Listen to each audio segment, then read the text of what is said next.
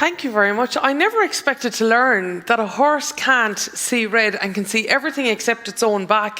And also, by the way, congratulations on your recent, if I'm correct, feature in New Zealand based on what you mentioned on Twitter as well recently. So the reach of the project really does seem to be expanding all over the world. So every best wish to you indeed.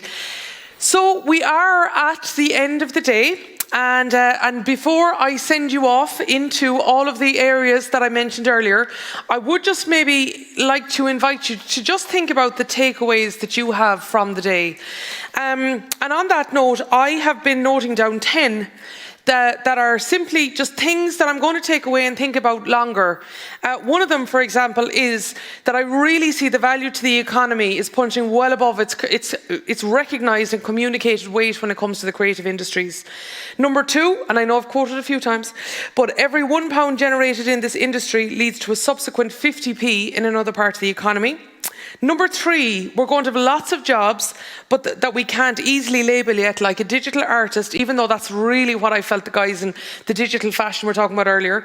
But this is really exciting and dynamic.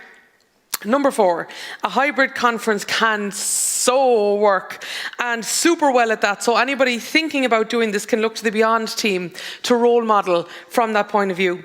Number 5 is that people in theatre share a lot in common with those who love a good spreadsheet, like me. Number 6 is that AR and VR are getting closer and closer to delivering accessible transformational technology that can lever empathy, multi-location and overcoming traditional blocks. Indeed, Alan spoke to us about that just right there.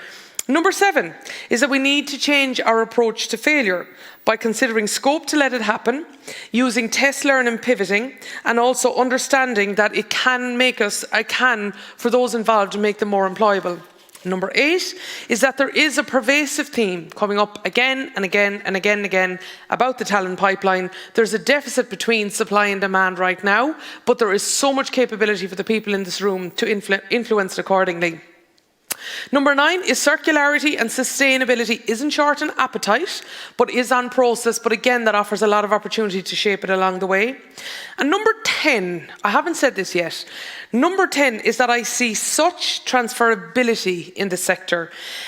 What you learn in a startup can be applied in any other sphere.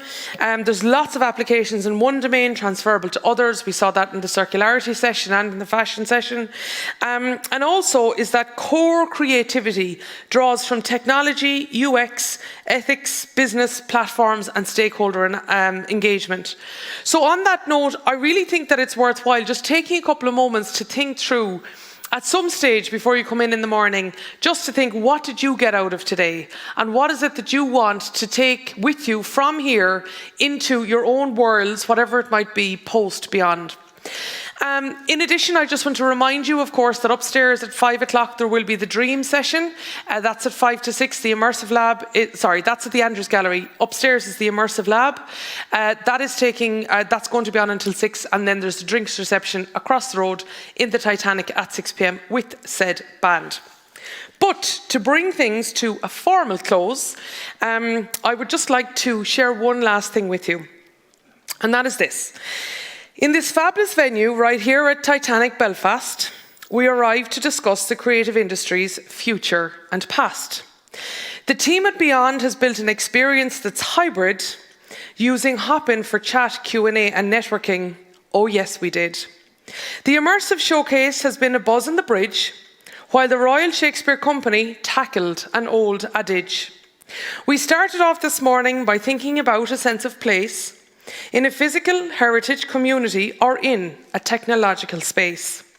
Sir Peter Bazalgette then talked us through a sector comparison and pointed out how this industry has a VC top decile recommendation.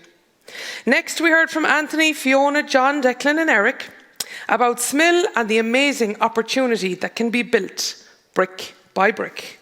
Next, Minister Deirdre Hargey told us about the impact of the creative industry spanning 1.2 billion and 29,000 jobs. We've had good solid breaks to eat your buns and get a cuppa while going to meet the makers, meet the researchers and a chillaxa. We powered up to think through talent pipeline and sustainability turning to places like England, Scotland, Northern Ireland, and even Shanghai.